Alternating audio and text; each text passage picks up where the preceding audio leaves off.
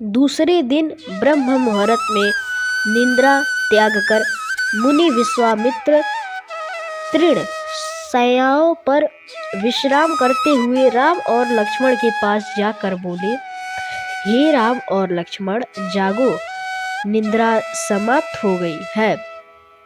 कुछ ही काल में प्राची में भगवान भुवन भास्कर उदित होने वाले हैं।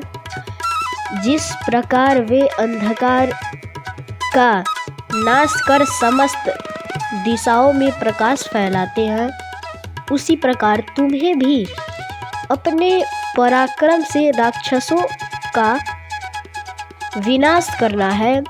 नित्य कर्म से निवृत्त होवो, संध्या उपासना करो, अग्निहोत्रादि से देवताओं को प्रसन्न करो, आलस्य को त्यागो और शीघ्र उठ जाओ, क्योंकि अब सोने का समय नहीं है।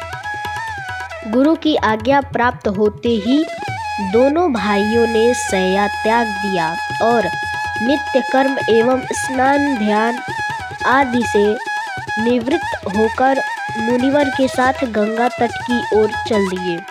वे गंगा और सरयू के संगम, जहाँ पर ऋषि मुनियों तथा तपस्वियों के शांत व सुंदर आश्रम बने हुए थे, पर पहुँचे।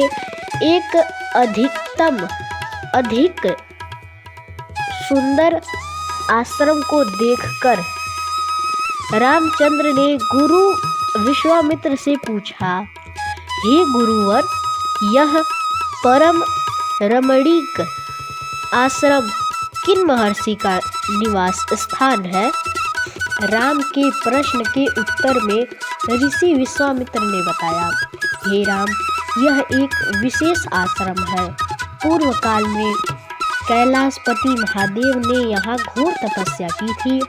संपूर्ण विश्व उनकी तपस्या को देखकर विचलित हो उठा। उनकी तपस्या से देवराज इंद्र भयभीत हो गए और उन्होंने शंकर जी के तप को भंग करने का निश्चय किया। इस कार्य के लिए उन्होंने कामदेव को नियुक्त कर दिया। भगवान शिव पर कामदेव ने एक के बाद एक कई बार छोड़े, जिससे उनकी तपस्या में बाधा पड़ी। क्रुद्ध होकर महादेव ने अपना तीसरा नेत्र खोल दिया। उस तीसरे नेत्र की तेजोमय ज्वाला से जलकर कामदेव भस्म हो गए। देवता होने के कारण कामदेव की मृत्यु नहीं हुई, केवल शरीर ही नष्ट हुआ। इस प्रकार अंग नष्ट हो जाने के कारण उसका नाम अनगन हो गया और इस स्थान का नाम अंगदेश पड़ गया। यह भगवान शिव का आश्रम है, किंतु भगवान शिव के द्वारा यहाँ पर कामदेव को भस्म कर देने के कारण इसे कामदेव का आश्रम भी कहते हैं। गुरु विश्वामित्र की आदेशानुसार सभी ने यही रात्रि विश्राम करने का निश्चय किया।